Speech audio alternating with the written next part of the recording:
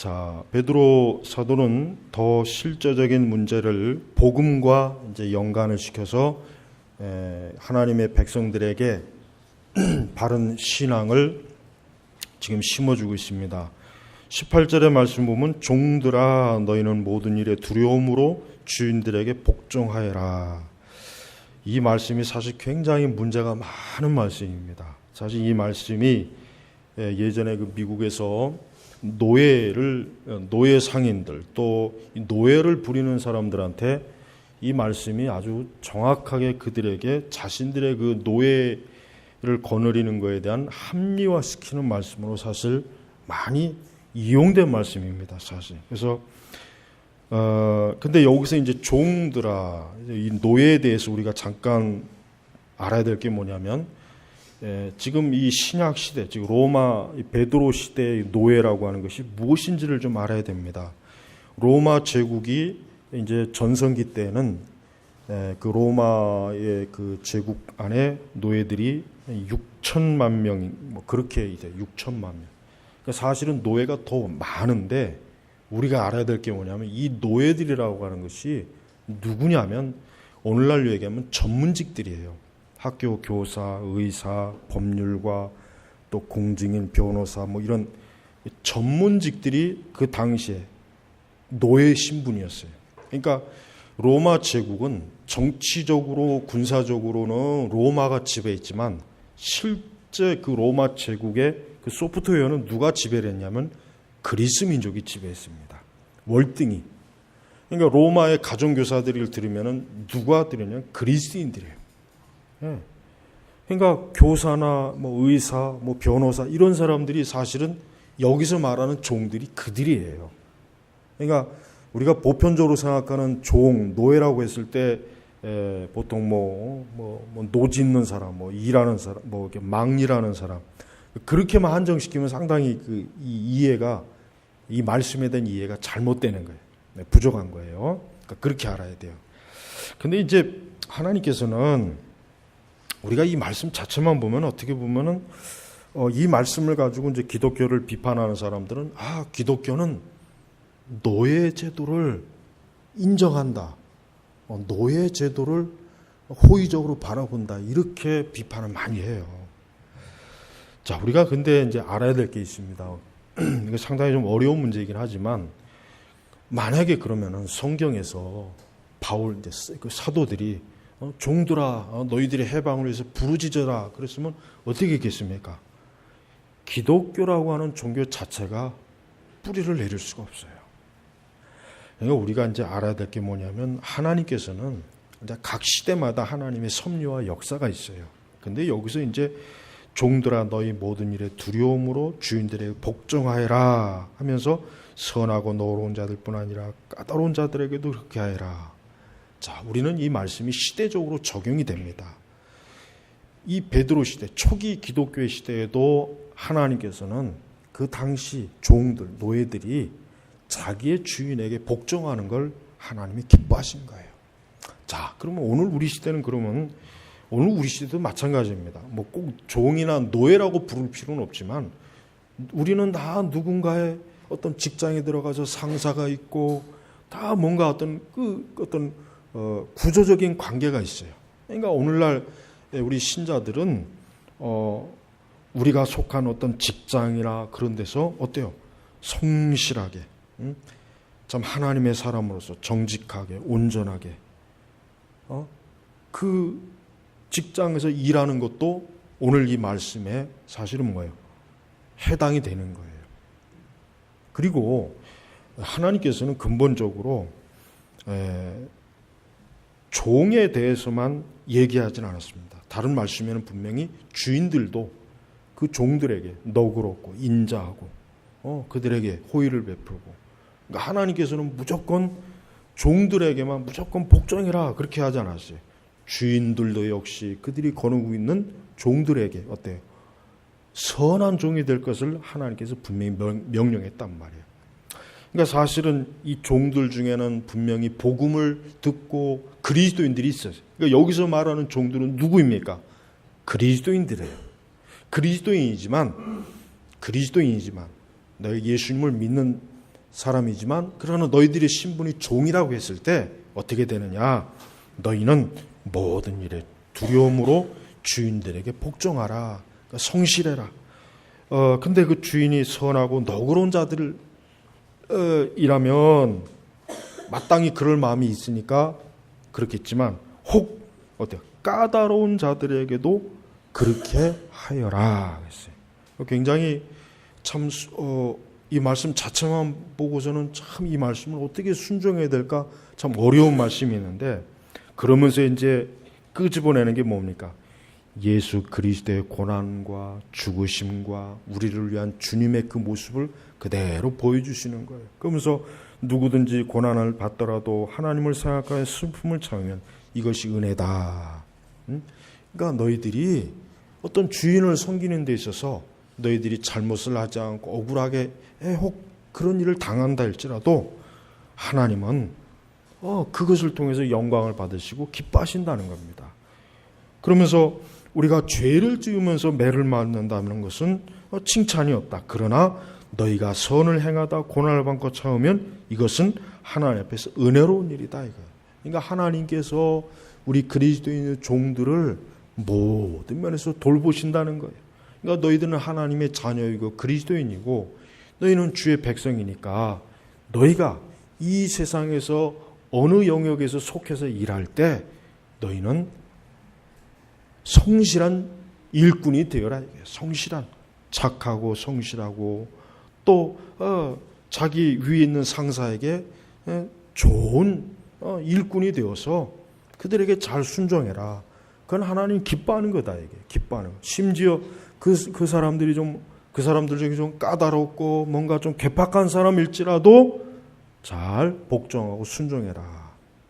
자, 근데 우리는 인간의 본성은 이렇게 하나님의 말씀을 이렇게 잘 이해하면 좋은데, 근데 역사적으로 많은 우리 특별히 이제 미국에 좀 한해서 보면은 많은 그 남부에 있는 그 노예주들이 다 백인이었잖아요. 그 흑인들을 많이 학대했어요. 좋은 주의종도 있지만 학대도 많이 했어요. 그래서 좋은 주인들은 그 노예들에게 뭘 전했습니까? 말씀을 가르치고 성경 공부도 해주고 그렇게 했단 말이에요. 얼마 전에 그 개봉한 영화 있죠? 그 노예 그 12년인가 그 영화 있어요. 그 영화 보니까 정확하게 나왔더만요. 그러니까 그 당시 백인들 중에서도 이 말씀을 바르게 이해하고 그 노예들을 학대하지 않고 그 노예들을 인격적으로 대우해주고 그들에게 복음을 전해서 예수님을 믿게 한 그런 백인 주인들도 많았지만 반대로 뭐예요? 학대한 주인들도 많이 있어요. 근데 우리가 여기서 한 가지 이제 또 하나의 신화, 링컨이라는 사람을 굉장히 좋게 보는데 실제로 안 그렇습니다. 링컨은 어떠한 사람? 오늘날로 치면은 링컨도 이 대기업을 측에서 일한 변호사로 경력을 쌓아가면서 대통령이 된 사람이에요. 실제로 링컨은 전혀 흑인들을 사랑하지도 않았고 좋아하지도 않았어요. 철저하게 뭡니까? 정치적으로 이 그 노예 해방에 대한 것들을 얘기한 거예요. 왜냐? 그 당시 미국 북부는 산업 도시예요. 남부는 뭡니까? 농업 산업이에요. 그러니까 남부는 흑인이 필요해요. 노동력이 있어야 돼요. 그러나 북부는 필요가 없어요. 그런데 이제 링컨은 남북 전쟁을 하는 그 목적을 아무리 자기가 생각해봐도 이 노예 제도에 대한 것들을 좀 전면에 내세워야 자기가 의로운 전쟁을 한다는 명분이 있는 거예요. 그런 명분이 있어요. 명분. 그러니까 그 링컨 당시 그 전월은 링컨은 그렇게 지금과 같이 막 이렇게 숭배받고 그런 일이 없어요. 그것도 한참 뒤에 이제 링컨 숭배 신화가 생긴 거예요. 그걸 알아야 된단 말이에요. 근데 그걸 모르는 사람들이 뭐 백악관에서 기도한 대통령이니 그러니까 너무 그 역사의 실제적인 그 사람을 너무 모르고 막 그 교회에서 막 이렇게 하는 거 보면은 그 무식한 거예요. 그거를 일반 세상 사람들 중에 그런 것들을 아는 사람들이 교회에서 목사님들이 그런 설교를 해봐요. 그 목사가 얼마나 무식하게 보이겠습니까? 제대로 알지도 못하면서 저렇게 얘기한다고.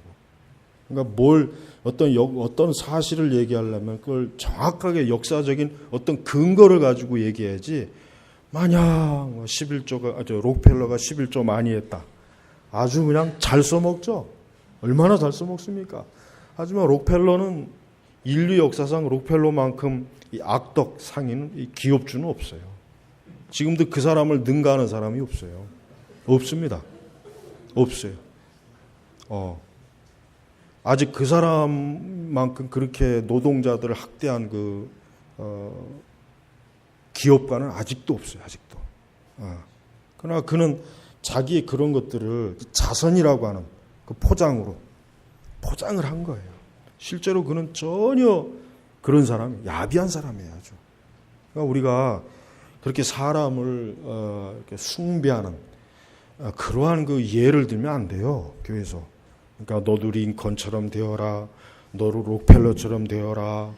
실제로는 나쁜 놈이 되어라는 말이에요. 악인이 되라는 얘기, 악인이 되라는 거.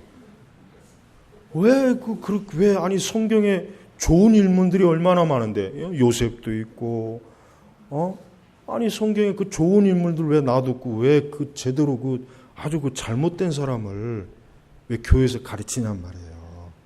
그러니까 그것도 거짓된 거, 그거 잘못된 거예요. 그만큼 목회자들이 독서의 능력이 너무 없어요.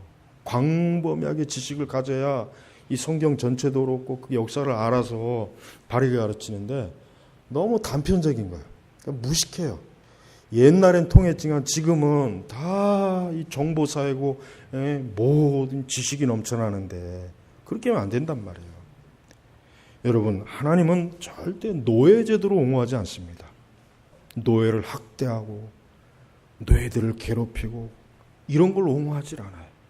하나님께서는 근본적으로 뭡니까? 사람이 사람을 사랑하는 거예요. 섬기는 거예요. 그러니까 하나님은 종들에게도 너희들의 상전을 위해서 잘 너희가 성실한 종이 되어라. 그러나 또 다른 곳에 말씀, 그 주인들에게는 너희들이 데리고 있는 종들에게 인격적으로 사랑으로 그들을 잘 대우하라. 하나님은 이렇게 공의로우신 분이란 말이에요. 그러니까 우리가 이 말씀을 가지고 사실 기독교 역사상 이 말씀을 악용한 게 문제지 이 말씀 자체가 문제가 있는 건 전혀 아니에요. 그러니까 우리가 직장에서 일할 때 그래요. 우리의 상관에게 우리는 종입니다. 물론 어떤 노예라고 의미의 종은 아니에요. 어쨌든 그러나 우리는 우리의 직장에서 우리는 누군가를 위해서 일해야 돼요. 그러니까 우리가 그 사람을 위해서 성실하게 온전하게 해줘야지. 그냥 농땡이나 치고 빈둥빈둥 돌고 그러면 어떻게 했습니까? 그건 하나님 앞에 합당한 게 아니죠. 그래서 누구든지 부당하게 고난을 받더라도, 이제 부당하게란 말이 뭐예요? 억울하게. 나는 아무 잘못이 없는데 억울하게 내가 참 어려움을 당하거나 또 내가 오해를 산다거나 그럴지라도 너희가 하나님을 생각하여 슬픔을 참으면 그것이 뭐야? 은혜라 이거예요. 그러면서 이제 하는 말이 뭐냐면 21절부터 이제 25절까지 베드로 사도가 하고 싶은 말이 있어요. 이게 중요한 거예요. 뭡니까? 예수 그리스도. 예수님이 어떠한 분이시냐. 예수님이 얼마나 아무 죄악도 없는데 그분은 너를 위해서 매를 맞으셨고 너를 위해서 피 흘리셨고 억울한 일을 당하셨고, 그러나 그분은 어때요? 그분은 23절에 그분은 모욕을 당하셨으나 모욕으로 갚지 않으셨고 고난을 당하셨으나 위협하지 않으셨으며 공의롭게 심판하시는 분께 맡기셨다 이거예요. 이게 어떻게 보면 우리 그리스도인들의 우리 신앙적 어떤 인생관이 될 수 있어요. 뭐냐면 우리가 이 세상을 살면서 사람은 누구나 살면서 억울한 일을 당할 수도 있고 애매한 게 뒤집어 씌움 받을 수도 있고 참 그럴 때가 많아요. 그럴 때 우리가 그런 부분을 육신적인 그 어떤 힘으로 어떤 폭력으로 그런 거로 해결하지 말고 하나님께 맡기라 이거예요. 하나님께 맡기면 하나님께서 처리해 주신다 이거예요.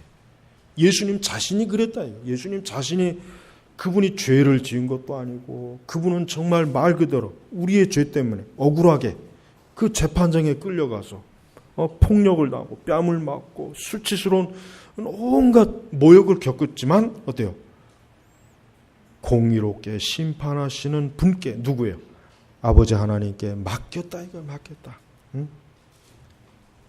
그래서 여러분 우리는 20절에 너희가 죄를 지어 매를 맞고 참는다면 무슨 칭찬이 있겠느냐 그랬습니다.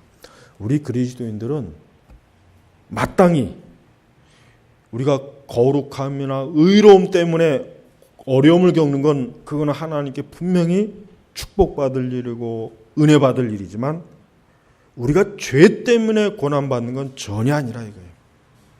죄 때문에는 그러니까 뭐예요? 고난을 받지 말아라. 죄를 짓는 것으로 인해서는 너희가 칭찬받을 일이 없다. 상급받을 일이 없다. 그러니까 그리스도인들은 죄로 인해서 자기의 잘못과 죄 때문에 고난받고 매를 맞는 건 칭찬이 없다. 그거는 멀리하라 이거. 그러나 혹 부당하게 억울하게 정말 진짜 참 나는 오히려 나는 더 잘했는데 나는 오히려 의롭고 정의롭게 더 잘했는데 그런데도 내게 그 부당한 대접이 오거나 부당한 손실이 올 때 그때 뭐예요? 하나님을 생각하라 이거예요. 하나님을 생각하면 어때요? 슬픔을 참으면 이것이 은혜다. 이게 성경적 관점이에요. 그러나 우리가 사는 지금 시대는 권리의 시대예요. 권리의 시대, 권리. 자기의 권리를 주장하는 시대예요. 그 권리를 강하게 주장해라 이거예요. 세상은 그렇게 얘기해요. 그러나 성경은 그것보다는 뭡니까? 그렇다고 성경이 우리에게 모든 걸 다 바보처럼 그렇게 살아라는 얘기는 안 해요. 다만 적어도 우리 그리스도인들은 우리가 이 세상을 살아나가면서 부당한 일을 당할 때 때로는 그것이 하나님을 생각하며 예수 그리스도의 고난을 생각하며 참아야 될 때가 있는 거예요. 그럼 하나님께서 나중에 어떠한 방법으로도 하나님이 우리에게 유익하게 또 우리가 칭찬을 받고 우리가 상급을 받는 영광스러움으로 다시 변화시켜주는 분인 거예요. 그래서 우리는 바로 그것 때문에 부름받았다 이게. 21절에 너희가 이것을 위해 부르심을 받았으니 이는 그리스도께서 너희를 위하여 고난을 받으시고 그러니까 예수님도 우리의 죄, 우리의 구원을 위해서 애매하게 고난받은 분이에요. 부당하게 고난받은 분이에요. 억울하게 고난받은 분이에요. 그러니까 예수님을 생각해라 이거예요. 그러면서 너희에게 본을 끼쳐. 본을 끼쳤다. 이 본을 끼치다는 얘기 뭡니까? 예수님이 이러한 모습을 본받으라 이거예요. 본받으라 이거예요.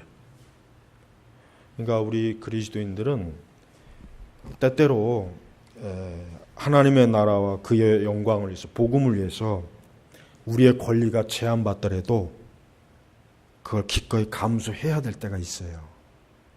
복음을 위해서, 하나님을 위해서, 그리스도를 위해서 우리가 마땅히 물론 내 권리지만 때로는 그것을 감수하자. 왜? 예수님이 그러셨으니까. 예수님이 나 때문에 내 죄로 인해서 그분이 온갖 수치와 부끄러움을 다 당했는데 그것 자체가 뭡니까? 하나님의 영광과 하나님의 나라와 복음을 위해서 우리의 구원을 위해서 예수님이 그러셨으니까 우리도 그러한 본을 받아야 된다는 거예요. 지금 그러한 본을. 여러분 베드로가 어떤 사람입니까? 베드로가 굉장히 다혈질이에요. 예수님을 잡으러 왔을 때 그 말고의 길을 칼로 쳐갖고 그냥 길을 딱 잘라버린 사람이에요. 굉장히 베드로가 거친 사람이란 말이에요. 근데 베드로가 이렇게 변했어요.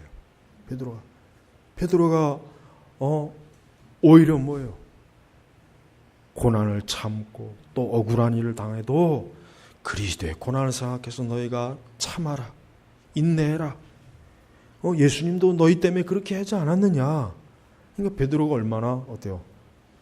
굉장히 거룩한 사람이에요. 굉장히 거룩한 사람이에요. 그러니까 베드로가 정말 예수 그리스도의 그 본을 베드로 자신이 지금 고스란히 지금 받고 있는 거예요. 본받고 있는 거예요. 그러면서 그분은 죄를 짓지 않으셨고 예수님은 무죄한 분입니다. 그분의 입에는 거짓이 없으며 예수님은 거짓말한 적이 한 번도 없어요. 근데 어떤 선상님은 평생 자기는 거짓말 안 했다고 해서 참나 아주 난 그거 보면 너무 웃겨져. 나는 평생 거짓말을 안 했습니다. 지키지 못한 것뿐이지.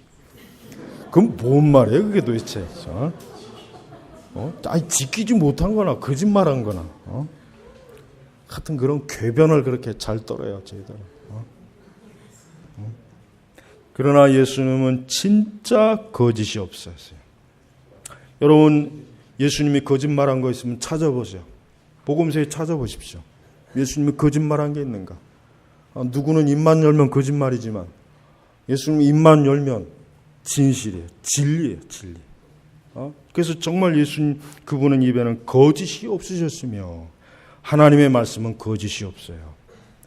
성경 말씀이 참된 말씀이라는 걸 믿지 않는 이상은 하나님의 말씀을 믿었다고 할 수가 없습니다. 그러니까 우리가 말씀을 믿는다 했을 때는 이 말씀이 처음부터 끝까지 진실한 말씀이라는 걸 믿는다는 것이지 어떤 것은 믿고 어떤 것은 안 믿고 그건 말씀을 믿는 게 아니야. 안 믿는 거예요.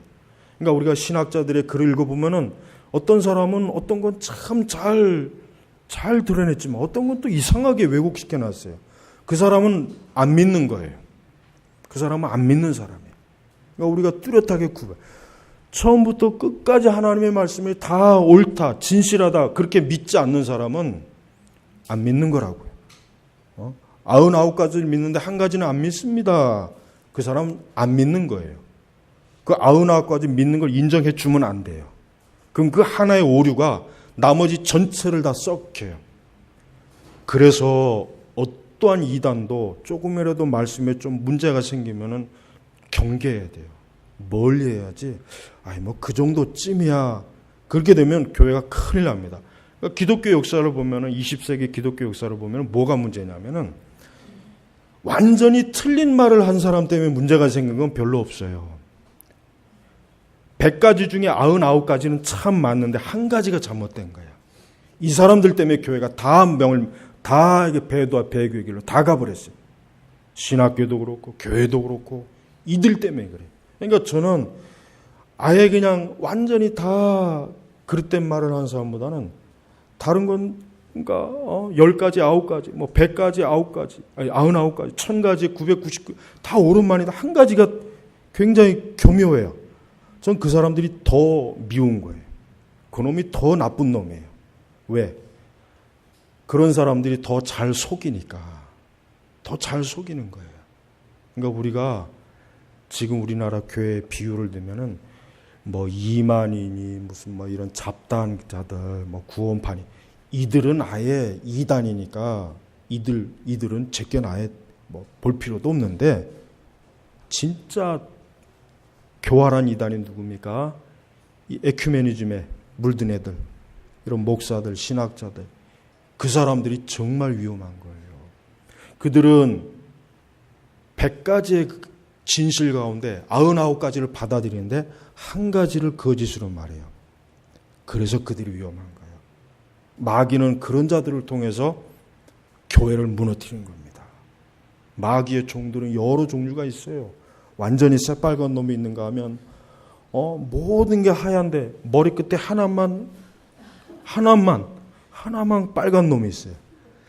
그런 자들이 교회를 무너뜨려요. 그런 자들. 근데 대다수의 사람들은 저렇게 훌륭한 사람, 저렇게 왜 저 사람을 비판하냐, 욕하냐 그러잖아요. 그게 오류입니다. 그게. 그러나 예수님은 뭐예요? 그분의 입에는 거짓이 없으며 그랬어요. 완전히 없다는 거예요. 완전히.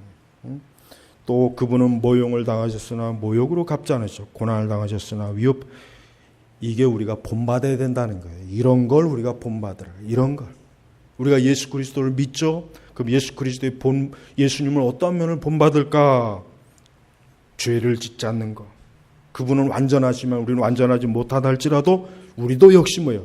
죄를 두려워하고 죄를 멀리하고 죄를 끊어야 되고 또 우리가 하는 모든 말에는 최선을 다해서 거짓말이 없어야 되고 또 모욕을 당할 때 모욕으로 갚지 않고 고난을 당했을 때 우리가 위협하지 않고 공의롭고 심판하신 분께 맡긴 거예요. 맡기는 건 뭡니까? 하나님을 신뢰하는 거예요. 하나님을 믿지 않으면 어떻게 맡기겠습니까? 그렇죠? 못 맡긴다. 응? 그분이 나무에 달려 자기 몸으로 우리 죄를 친히 짊어지셨으니 이는 우리 죄에 대해 죽고 의에 대해 살게 하시는 것이다. 그분이 채찍에 맞아 상하심으로 너희가 나음을 얻었다. 그러니까 우리가 이런 예수님으로 인해서 우리는 생명을 얻고 구원을 얻고 영생을 얻고 결국은 또 뭡니까? 그분이 채찍을 맞아 상하시고 너희가 나음을 얻었다. 예? 오순절 주의자들이 좋아하는 말씀이잖아요. 이 말씀 가지고 병 치료하고 그러잖아요. 근데 사기를 치는 거예요. 근데 그분이 채찍에 맞아 상하시면 너희가 나음을 얻었다는 말씀의 정확한 해석이 뭐냐면 이게 뭐냐면 장차 우리가 부활의 몸을 입었을 때 우리에게는 그땐 질병도 없어요. 늙는 것도 없습니다. 병드는 것도 없습니다. 피곤한 것도 없습니다. 그러니까 베드로는 지금 성도들에게 무슨 얘기를 하냐면 너희가 그리스도로 인하여 앞으로 현재 이 불완전한 것들이 나중에 완벽해진다는 거예요. 나중에. 지금 완벽해진다는 게 아니에요. 지금 완벽해진다는 말씀으로 자꾸 은사주자들이 받아들이니까 이 말씀을 가지고 예수님이 차적으로 대신 맞아서 고통을 받았고 우리는 나음 얻었다. 그러니까 병 고침 받아야 된다. 자꾸 이렇게 사기를 치지 않습니까? 근데 그게 됩니까? 안 되지 않습니까? 은사주자들이 병 고친 예가 어디 있어요? 다 사기치는 거예요. 다 심리적인 효과예요. 나중에 다시 다 재발되고 더 그냥 문제 생겨갖고 그냥 병원 갔으면 살았을 텐데 결국은 죽어버리고 그런 일이 굉장히 많아요. 그러니까 병 고쳐준다는 사람은 전부 100% 다 사기꾼이에요. 사기꾼으로 여겨야지 그거를 어리석게 그만 순진하게 따라가면은 큰 낭패를 당합니다. 그러니까 베드로 사도는 그분이 채찍에 맞아 상하심으로 너희가 나음을 얻다 했을 때 지금 당장 우리의 병을 고치고 우리의 몸을 고친다는 의미보다는 더 중요한 건 뭐예요? 장차 너희가 영광스럽게 부활의 몸을 입어서 그때는 너희가 지금 그 몸에 있는 모든 고통과 질병 이런 것들이 다 사라질 거라는 거예요. 우리가 하나님 나라에 가서까지도 안경 끼고 있으면 큰일 나잖아요. 천국 가서까지 우리가 안경 도수 맞추고 있어야 돼, 그지? 거기 가서까지도 우리가 링게 맞고 있어야 되고 천국에 가서도 그럴 것 같으면 큰일 나잖아요. 천국은 그럴 일이 없어요. 천국은 완전히 나음. 근데 이 모든 근원이 뭐냐면 누구예요? 예수님 때문에. 예수님이 채찍 맞고, 예수님이 피 흘리고, 예수님이 그 죽음의 고통을 당하고, 그 모든 것으로 인해서 우리가 나음을 얻는 거예요. 그러면서 너희가 전에는 양과 같이 길 잃었으나 전에는 양과 같이 길을 잃었으나 전에 예수님 믿기 이전이에요. 이제는 너희의 영혼의 목자 감독이 되신 분께 돌아왔다. 누구에게? 예수님에게 돌아왔다 이게요. 자, 예수님 안 믿는 사람은 결국 지금 어떠한 상태입니까? 길을 잃고 있는 거예요. 예수님을 안 믿는 사람은 지금 길을 잃고 있는 거예요. 그들이 지금 아무리 좋은 곳에서 좋은 것을 먹고 좋은 옷을 입고 아무리 좋은 환경에 살아도 뭡니까? 길을 잃고 있다고 봐야 돼요. 전에는 예수님 믿기 전에는 지금 계속 길을 잃고 있는데도 그 길을 잃고 있다는 걸 모르고 있어요. 그게 불쌍한 거예요. 그게 영적으로 눈이 먼 거예요. 그게 어두운 거예요. 그걸 빨리 깨달아요. 그 사람이 그걸 깨달았을 때, 내가 지금 길을 잃었던 사람이었구나. 빨리 그리스도께 돌아가요. 예수님이 어떤 분입니까? 너희 영혼의 목자 감독이 되신 분께. 이 교황은 왜 잘못된지 아십니까? 이 베드로 사도가 뭐라 했어요? 너희 영혼의 교황 같은 감독이 되시나. 목자라 해서 목자예요, 목자. 그러니까 교황이라고 하는 것은 교회의 황제, 교회 왕, 이 자체가 벌써 이게 잘못된 용어란 말이에요. 베드로 사도도 그런 말을 안 썼어요. 초대 교황이라고 하잖아요. 그렇지만 그 베드로 사도도 그런 말을 안 썼어요. 너희 영혼의 목자, 영혼의 감독. 예수님은 우리의 목자예요. 영혼의 감독자예요.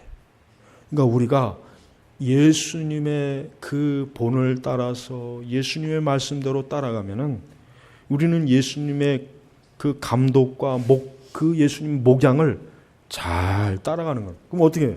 안전하죠. 여러분, 이 양들이 목자의 지도를 받지 않으면 이리와 늑대에게 꼭 잡혀 먹힙니다. 길을 잃어요. 그래서 결국 죽는 거예요.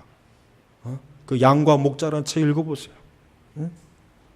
그 양이 지 멋대로면 결국은 누가 고통을 받아요? 양이 고스란히 고통받아요. 그래요, 여러분. 우리가 우리의 목자요, 우리의 감독자가 누구이십니까?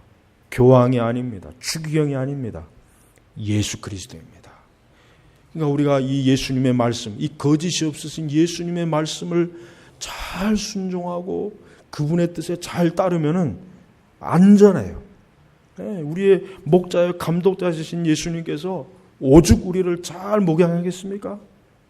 그러니까 베드로 사도가 지금 그 얘기를 하는 거예요. 너희들은 예수님께서 너희의 목자고 감독자가 되시기 때문에 너희들은 하나님의 보호 안에 있다 이거예요. 너희가 종으로 있다고 해도 염려하지 말아라. 너희가 억울한 일 당한다고 해서 두려워하지 말아라. 우리 예수님이 너희의 목자요, 감독자이시니까 그 예수님의 본을 따라 살면은, 그분을 따라가면은 아무것도 두려워할 것이 없다. 베드로 사도가 그 초대 교회에 있는 성도들에게 이와 같은 말씀으로 그들을 위로하고 그들을 돌보는 것입니다. 우리도 그렇습니다. 우리도 지금 이 세상에서 양입니다. 그러나 우리는 길을 잃은 양이 아니에요. 물론 이 가운데는 길 잃은 양이 아직도 있어요. 틀림없이 있어요. 없을 리가 없어요. 있어요. 길을 잃은 양들은 빨리 자기의 길을 찾도록 노력해야 돼요.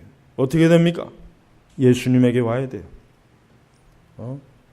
근데 이 세상에 허망한 사람들은 그 목자를 사람을 따라가거나 교황을 따라간다거나 저 교황을 보십시오. 악한 목자예요. 악한. 수많은 사람들을 멸망시키는 목자예요. 그러니까 길을 잃은 사람들에게 내가 참 목자다 하고 나타났는데 결국 가다 보면은 멸망으로 갑니다. 멸망으로 가요. 지금 교회 안에서도 그렇습니다. 이 많은 주의 양들을 잘못된 길로 이끄는 사람들이 너무 많아요. 거짓된 길로 이끄는 너무 많아요. 그런데 그 양들은 어쩔 수가 없어요. 그 목자를 따라가요. 그 목자가 어디로 가든 따라간단 말이에요. 근데 그 목자가 결국 멸망의 심판으로 가면은 양들도 고스란히 가더라고요. 고스란히. 그래서 위험한 거예요. 예수님은 진실한 목자요, 진실한 감독이 되시는 분이에요. 그래서 사실은 모든 사람들이 그리스도에게 나오면은 참된 길을 찾는 거예요. 생명의 길을 찾고 구원의 길을 찾습니다. 그렇지만 예수님 바깥에 지금 있는 사람은 길을 잃고 있어요. 근데 그 상태로 계속 길을 잃다는 결국 어떻게 됩니까? 죽는 거예요. 멸망하는 거예요. 제발 여러분의 영혼을 생각해서 신앙생활해야지 육신을 재밌게 하는 신앙생활하면 안 돼요. 그건 거짓 목자들이 쓰는 전형적인 수법이에요. 전형적인 수법이에요. 육신을 즐겁게 해서 그 영혼이 생각을 못하게 만드는 거예요. 영적으로 아무 생각 없이 만드는 거예요. 그저 육신을 재밌게 하다가 멸망시키는 거란 말이에요. 그러니까 내 영혼의 유익함이 무엇이냐? 항상 이게 우선이에요. 항상 최우선이면 내 영혼이 정말 유익한 게 뭘까? 정말 내 영혼이 하나님의 진리를 먹고 마실까? 내가 정말 하나님의 진리의 생명의 말씀을 알고 있는가? 진짜 예수님이 나의 목자가 되어주셨을까? 그분이 나의 감독자가 되어주셨을까? 이게 중요한 거예요. 이걸 감안하지 않고 먼저 이게 해결되지 않고서 그저 즐거움과 재미와 그냥 육신의 이런 그런 방식으로 신앙생활하면은 그 사람은 결국 끝까지 길 잃은 양이 돼서 결국 지옥으로 가는 것입니다.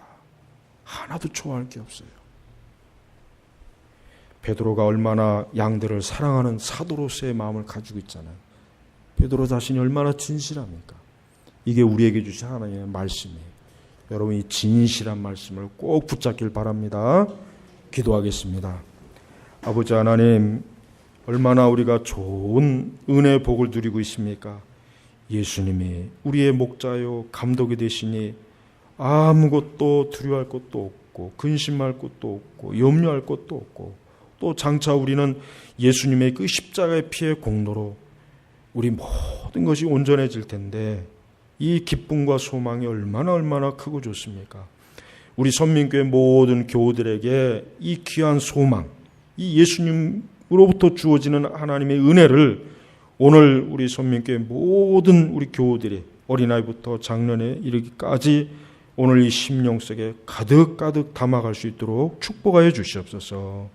장차 영광스러운 우리의 목자가 되시는 주님을 우리의 눈으로 직접 볼 그날까지 주여 우리를 항상 푸른 초장과 평안한 길로 인도해 주시기를 간절히 간구하며 살아계신 우리 주 예수님의 이름으로 기도 올렸습니다. 아멘.